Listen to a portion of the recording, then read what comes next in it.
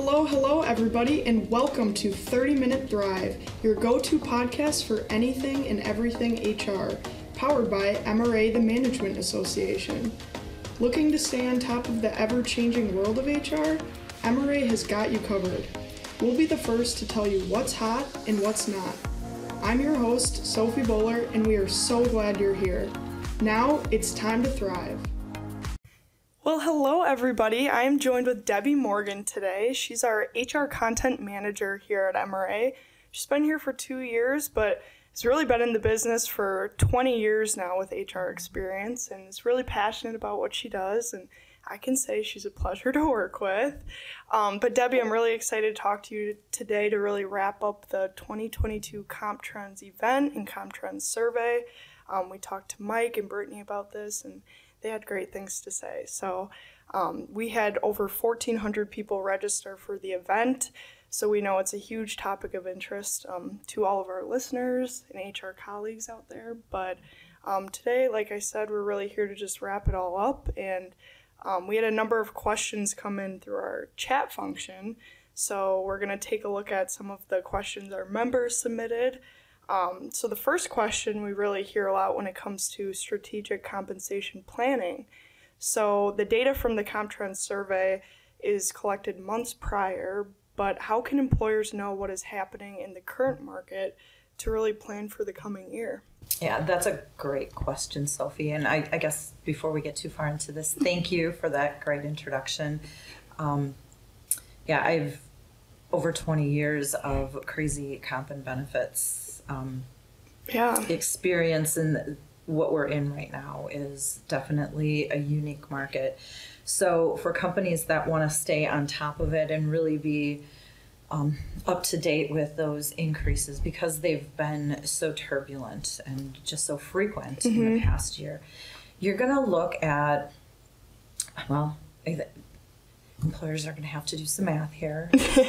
So using those math skills, most people are going to start with the last increase that they gave people or the pay rate that people were at. Usually it's going to be starting January. That's the most common date to use.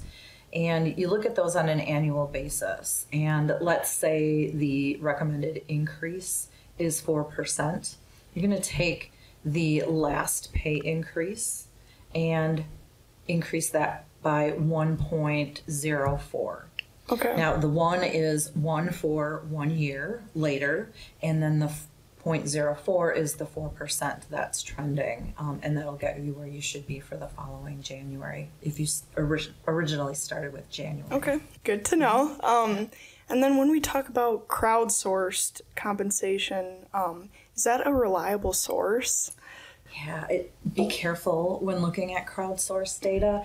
I know if regular survey data is lacking, or if you feel that it isn't keeping up with what you're hearing on the market, it's very tempting to give increases based on what your employees tell you or what you're hearing, let's say, on the streets that other companies are offering. But, a great example of that is when you see those giant billboards saying now hiring up to $30 per hour. Focus on that up to, because you don't know what position that is referencing. You don't know, how much experience they're requiring to enter at that pay rate. So, just be very cautious with that. Your most accurate data is going to come from surveys. Okay, so going along with that, can you tell us any other reliable sources that employers should use to do their market research on compensation? Yeah, surveys are really going to be the best resource for you. Okay. Know the type of position that you're trying to cost out for. So if it's something that you're struggling with locally and you're recruiting locally for, try to use local data. If this is a position you're going to be recruiting from nationally, look at larger surveys that span a larger area. Chambers of commerce sometimes can be useful for that. ONET is a free resource. It's put out by the Department of Labor. It's onetonline.org. If you haven't used that before, you can make it very specific to the position put in different specifics about it, levels of education, levels of experience, things such as that, and also find that information based on your zip code, which is really great. Of course, MRA has awesome surveys for either local or national survey data. Okay, thanks, Debbie. Those are some great resources to take advantage of. So I have another big picture question for you. We're hearing that business is going to decline the rest of the year. How does a business plan in such uncertain times? Right now, it's so tricky, and the best recommendation is with cautious optimism, which I know sounds very vague and maybe a little frustrating for some people, but there are signs that show it could be related to industry. It's really too soon to tell, but really just take a look at what's happening in the environment and keep an eye on that and have your game plan ready if things start to fluctuate. Okay. And we talked a little bit about attraction and retention of employees the past couple episodes. So we want to talk about that a little bit more with you today. So when posting a job, should the pay range really reflect the actual range or the budgeted range for a role? That's going to depend on your company's strategy. Best practice is to use your current ranges because that's what's going to be communicated to employees. That's what managers are familiar with, and that way everyone is on the same page. If you are looking at hiring in the future, let's say 6 months down the road, and you're putting your plan into place for that, and you're going to be shifting your salary ranges, then you may consider doing that, but make sure before you begin promoting those different wages that managers, supervisors, and everybody involved in the process is on the same page. Okay. And also related to attracting and retaining current employees, is there any guidance you have for what to provide current employees when offering a sign-on bonus to any new hires? This is something that we've heard employers are struggling with right now, that current employees who've been there maybe 5-10 years are wondering, okay, everybody that's coming in is now earning what I am. So what some employers have been doing is offering them different types of incentives or different things that they will find value in, such as paid time off, maybe the opportunity to flex a schedule.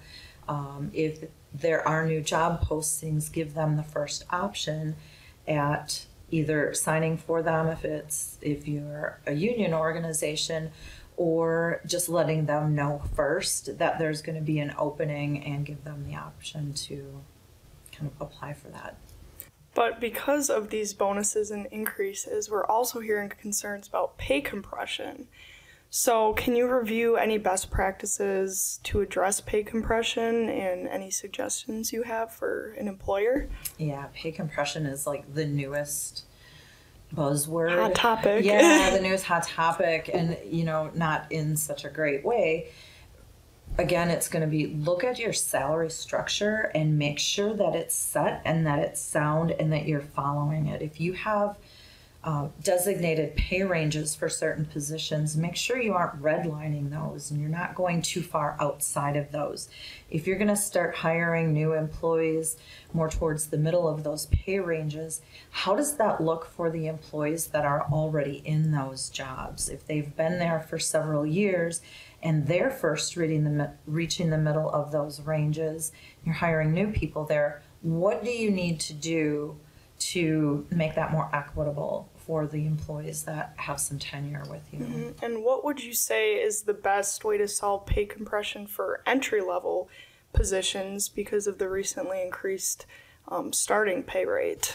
Yeah, sometimes that's an indication that you're going to want to look at where your pay ranges are right now. Again, if you're bringing on new people and you're consistently hiring them closer to the middle of your range, do you maybe need to shift that range so they're now starting towards the bottom, and then adjust the employees that are already there as well? So if there's say a 3-year employee that's closer to the middle, when you shift that new range, what's it going to take to keep them in the middle of that new range as well? Okay. And what is the best way to address the situation where you have an employee that's hired and it's they're earning a salary that's higher than someone in the same role with a good performance history and who has been with the company for several years. Do you have advice on what to do for that situation? Yeah, look at the new hire and really key aspects of the job. Is their level of knowledge about the same as the person who's already in the position? Is there, how many years of experience do they have in that type of role? What other things are they bringing to the job that may be compensable, and how does that compare to the person who's already in the job? If it's very much the same, take a look at the people who are already in that role and, kind of even playing ground, level them off. Gotcha. And inflation was also a key topic in this year's compensation trend survey, and we had a number of questions relating to this topic, but during the event, we actually had a member comment that during the last period of high inflation, which was in the 70s and 80s, period I don't remember, it was really common to tie in the cost of living allowances to the consumer price index. So is there any indication that companies will begin implementing COLA adjustments again?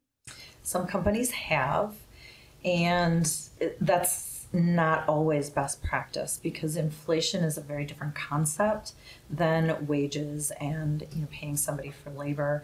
Inflation is based on the what it costs to live, and wages are based on the value of a job, how in demand a position is.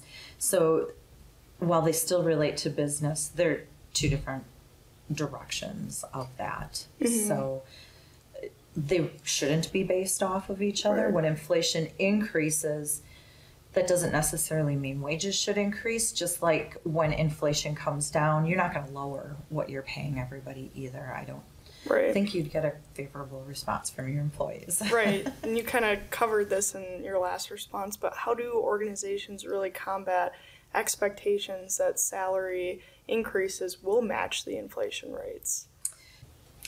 That's a great question, and I know a lot of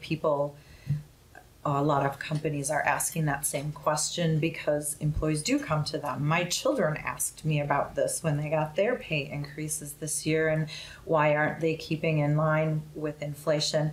And they're really two different concepts. Inflation is related to what it costs to live, what it costs to purchase goods, and basically, your groceries and things such as that, where, businesses look at the value of a job and what the market is driving for that job. It's more based on, is the job in high demand, and what is it going to take to keep that employee in that market versus having them go to one of your competitors. Gotcha. Okay. And we've also heard that employees today are really being more creative with their pay strategies. And you've covered a little bit about this too, but what are some effective hourly incentive compensation strategies that you've seen? Well, a lot more employers are looking at that as well, because even though your neighbor down the road might be increasing wages, that doesn't necessarily mean that your budget has room for that. So employers are looking at things that are either more cost effective or no cost at all, such as offering flexible work schedules. Some companies that we're going to bring employees back into the office are continuing to offer the option of working from home. Just other little benefits like pet insurance or child care, additional paid time off. Mm-hmm. Really speaks to some people as well. One of the biggest suggestions is to listen to your employees and find out what they value, mm-hmm. and see if you can do something related to that. And what recommendations do you have for companies to manage the frequency of salary reviews in these changing times? Well, again, look at your salary structure, and if you have one in place and you feel that it's very solid, stick with that. And if it seems to make sense that your annual reviews are keeping pace with the market, then it may not be necessary to do anything. if you haven't done a salary review, this could be a really good opportunity to do that, and just kind of tighten things up. Take a look at what the market is and how that's pacing, and try to develop your process around that. So what if a company has already made several wage adjustments to remain competitive? Regarding merit, what percentage increase should employers use to stay competitive? Yeah. Well, the predictions for the upcoming year, so for 2023, are around 4%. That's what we've been seeing from a lot of the most popular resources, including MRAs, our Comtrends. So, take a look at that. Even though you've made adjustments in the past, that was pretty much to get in line with what everybody was doing at that time. Companies are still forecasting for next year, so stick with that and, look at doing market increases. Mm-hmm. So and keep doing what you're doing. Yeah. And in addition to being creative with pay increases, employers are also being creative with their total rewards. So at MRA, we often say it's not a benefit if the employee doesn't see it as a benefit. So what are some of the most creative benefits that you've been seeing, and the most impactful ones for employee retention? Again, it's going to be tied to what your employees want. One of the most popular benefits we've been seeing is tied to time off. Right. Additional vacation days, maybe adding another holiday, maybe providing the option to flex time or work from home. Other things have started to creep in. Everybody knows about the COVID pets. And, now that people are heading back into the office, or, maybe they're moving to 4-day work weeks, so those days are longer.